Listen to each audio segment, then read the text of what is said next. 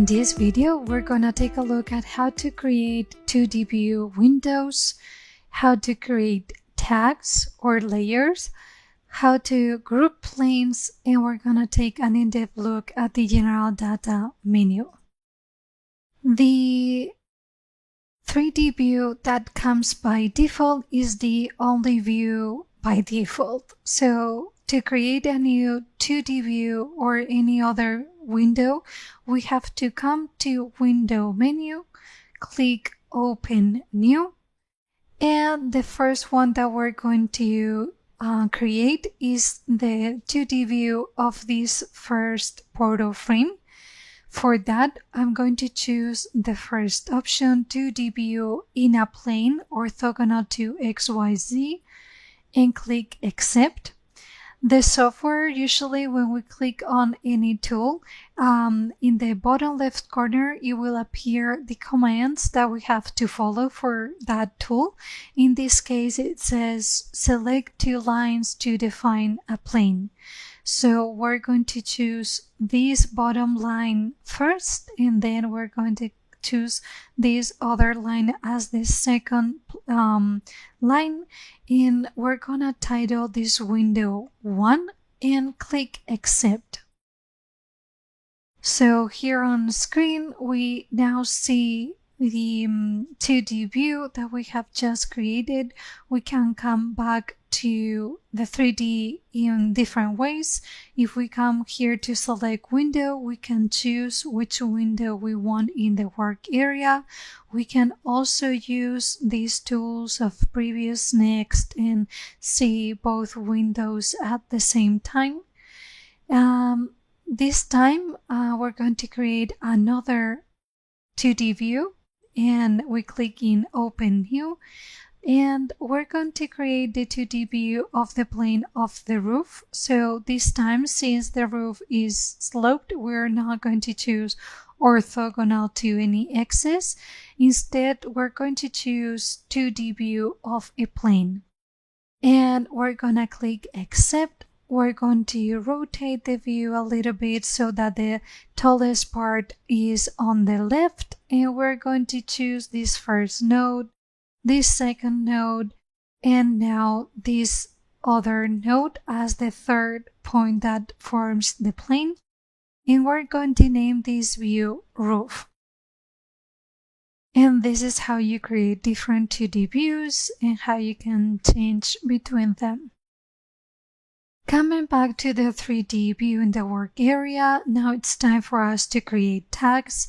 Tags is in this dockable window menu that is on the left of the screen by default, that can be moved out and placed anywhere else on screen. And to create the first tag, we have to place the mouse here and say Add. We click in Add, and one new reference line is added. We're going to name the first tag Columns, and we're going to give it a red color, red brownish color. Now we're going to add one more and name it Beams 1. This time the color we're going to select is going to be some sort of blue. Next tag to add is going to be Beams 2.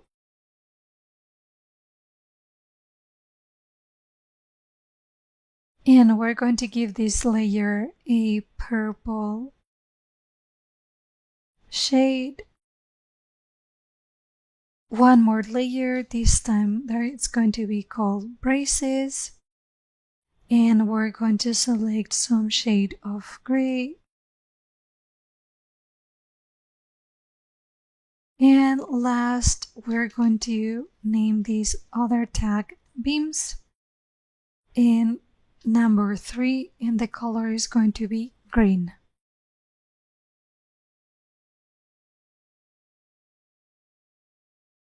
Now let's talk about how to group planes, because it's very useful sometimes to have the planes grouped, and we didn't do it in portal frame generator when we exported for a reason, and it is to learn how to do it here in Cype3D.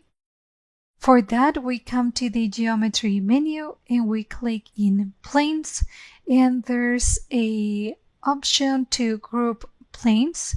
So we're going to group all the planes of the frames. So this one, and here. When with a right click, we confirm the selection of those three planes, and we do wish to group them, so we say yes. Now that they're grouped, whatever we do in one will be repeated in the other ones. When we imported this geometry from portal frame generator, we took a very brief look at general data. So let's go a little bit more in depth with those options. Here in project, we find the option general data. And as we said in the beginning when we imported from portal frame, the first thing was to select the codes. If we click here in codes, we can choose from a variety of codes from all around the world that the software is adapted to. In this case, we said that we were going to use for this project only the Euro codes. So we can change the timber even though it's going to be a steel structure, all of the code selection as Eurocode. It asks for the use material, and we select household. Now we have to speak about this menu. So first here is the selection of the material of the sections. So for roll steel and cold form steel, we're going to choose FE 430. If we had any other materials that we were going to use, we could select from different materials for timber, and concrete is also going to be used in the foundation. So concrete is going to be Z25/30. Here in sections, we find an option to create our own library of steel. So if we click here in this option right here, we could create our own user library of steel by giving it them references and selecting the different parameters of the material. We could use them. It's not going to be our case. We're going to use the ones that come by selecting the code. But just know that if ever needed, one can change or have its own library of material. To the right, we find reinforced concrete. So we're not going to have any columns or floor slab beams of reinforced concrete, but we're going to have foundations, mat foundations, pad footings, and they're going to be concrete, reinforced concrete. So we have to choose that here. We have the library of concrete. This case is going to be Z25/30. And to the bottom, we find the possibility to select the steel for the reinforcement. So the bar of that form, the rebar, is going to be using this steel, and the aggregate properties for the concrete. Now we're going to move to this side of the window, and we're going to talk about these other options. First, we find the possibility to activate the earthquake loading, dynamic earthquake loading. So if we click here, we're going to find different codes and the selection of the parameters. This time we're not going to do it, just commenting on the general data menu. Next up is fire resistance. In Cype3D, we can define check fire resistance. So we have here the possibilities to select the general data to check according to the code selected, or and calculate the critical temperature in a fire situation for both steel and timber elements. In this case, we're not going to apply it because this pergola is it's not going to be a matter of study, the check on the fire resistance. Then moving downwards, we find the limit states. So the user can use the limit states defined by the code selected, or we can manually edit that data by selecting the material. And when we click, instead of general data, we can select project situations entered by the user. And clicking in this arrow, this blue arrow, we find the possibility to adapt and the partial safety factors and establish our own limit states factors. We're not going to do it this time, but here in additional load cases is where after a few videos we're going to add more load cases. By default, it comes with self-weight of the elements.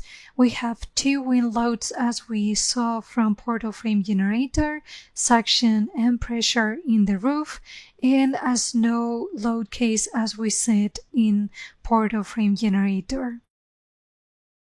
Then we find the loads for foundations, whether we want to consider or not wind combinations and earthquake combinations. The possibility to select construction process for the reinforced concrete beams that we're not going to use.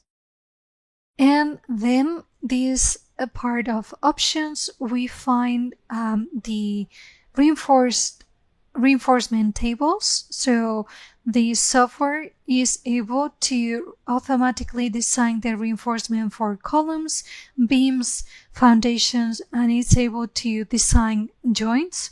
So these parameters that we choose here are the reinforcement tables in the case of columns, beams, and foundations, and the general settings that the software is going to follow for that design. For example, the foundations, here we find some options for blinding concrete, check for cracking, options for pad footings, different options that we can establish, and also their reinforcement tables. They come by default, but we could use create a special table and create our own reinforcement tables. Here in joints, which are also be part of this training, we find the possibility to define the materials for the plates and the bolts, and also some options as which diameters for the bolts to use, some options for the stiffeners, the base plates, and different types of bolts.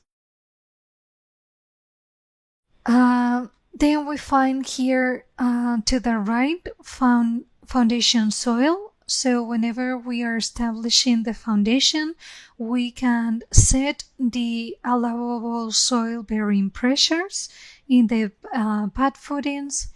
We can also create pile caps with piles. So here's are the options for those piles. And I believe this is it for the general data.